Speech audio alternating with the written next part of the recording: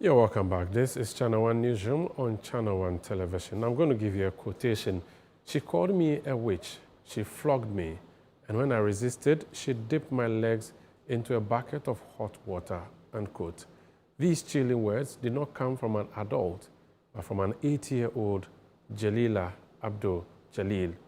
This is a painful ordeal of Primary 2 pupil of St. Olive's School of Grammar in Dodowa in the Shire-Sodoku district of the Greater Accra region, whose little steps to a great future may as well be shattered.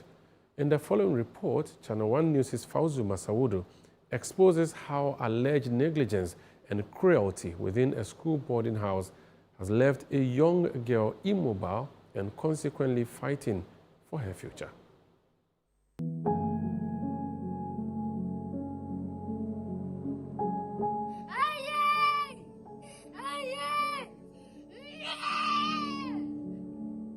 The madam said that everyone should call me a witch when I'm sleeping. And they took me to one room, the dormitory. They took me there that no one should come and sleep by me. And I said, okay. And I told them, he forced me to put the leg in hot water, but I agreed that I will not put it in the water. The madam used the big cane and add through into it and used to whip me. And she told the grown-up ones to come and hold my leg in my hands. And they said they should hold my mouth. And I kept quiet and I was saying that, Madam, please, it's paining me. They say, leave there. A heart-wrenching story of pain, silence, and suffering.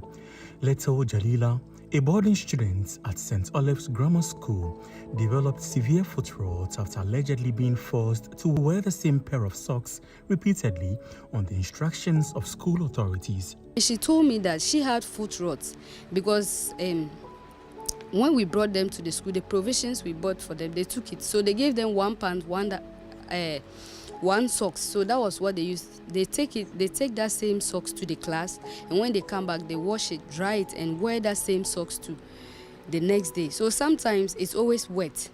So when it's wet, like initially she used to tell the madam, then she'll sack her. So they can't, all of them, all the school, that's what they do. Because I thought I've gotten all the prospectus my daughter needs to go to school. But I didn't know that when we left, they took it. So I was like, Then she told me that with that, she had some sore under her toe, the latter toe.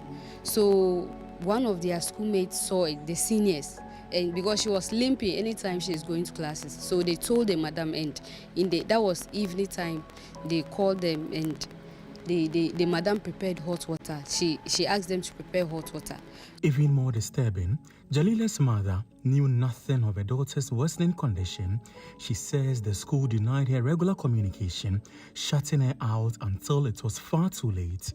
On 11th of November 2025, that was at Workside. Then the schoolhouse mistress called me.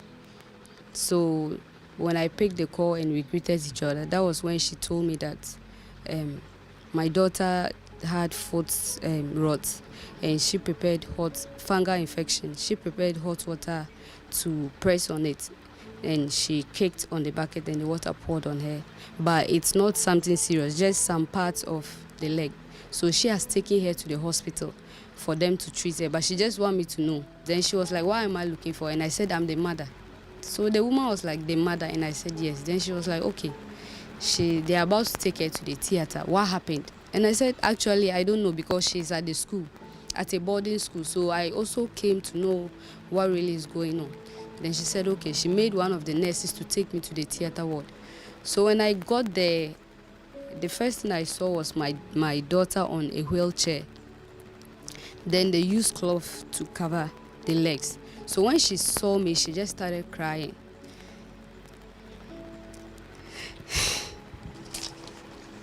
And I was like, that was where I was broken, because she was very lean. And I asked her, tell you what happened. Then she's like, madam put my leg, office madam put my leg inside hot water. By the time Jalila was finally taken for medical care, The damage had been done. Doctors diagnosed her with a leg ulcer and she has since undergone surgery. They told us that for right now they wanted to do skin transfer, which is they would take the skin from, yes, but with the debridement they've done, the tissues have all damaged, so they have to do skin, they have to remove all the meat from it. So they were removing the flesh. I think it took us like 2 weeks to 3 weeks. When like they will come, they'll check on it, then they'll take the part that has gone bad. That was what they were doing until I think 27th November. We were taking to, they said the leg was now okay, so they can take it to the theater. So she was now taken to the theater for the skin transfer. So they have to take all the skin from one of her thigh, then transfer it to, yes. For Jalila's single mother, her only crime was leaving her daughter in the care of a school she trusted, traveling far away each day just to earn a living and put food on the table. She gave everything for her child except the ability to be there when she needed her the most. She could be magnanimous. She gave everything for her child except the ability to be there when her daughter needed her the most. She could be magnanimous, but not to herself. At the initial stage, when we're currently transferred to Kwelebu, she was always blaming me that I put her into this situation because she said I took her to the school there, and I understood it because truly I took her there before she could even voice it out. That is the regret I had because I was thinking that they would be safe there. And I took her there where I was thinking she would get safety. That's where she ended up getting to this point that even if she recovers, she can't get how she used to be fully, which I keep on regretting. So when we go to the hospital initially, when she is in pain, sometimes she can even ask the nurses to suck me out. Now drenched in pain and uncertain about tomorrow, little Jalila clings to hope, hoping that one day the sun will rise again for her and she'll walk, run and play like other children her age. Your full name? Jalila Abdul Jalil. Jalila Abdul Jalil. But as the questions mount, one remains unanswered. Where are the school authorities? Where is the head of St. Olive's Grammar School, Madame Veronica Bosa? When I call her to talk of like supporting me financially, since the very day we were discharged, she keeps on telling me that she doesn't have money. Anytime I call her, she won't pick. Anytime she ends up picking, all she can tell me is she doesn't have money. And I asked her that why is it that when you came, at least just come and check on the girl. This woman boldly told me that would that stop the girl from going through the pain she's going through? What she can do is to pay money, and that is what she has come to do. That's And this is the headmistress of the school? Yes, the owner of the school.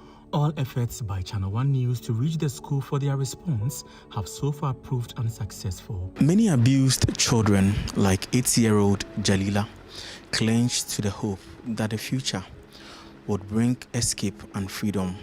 But until that possibly happens, shouldn't justice be a must? Reporting for ChannelOne News, Fauzuma Saudu, Accra.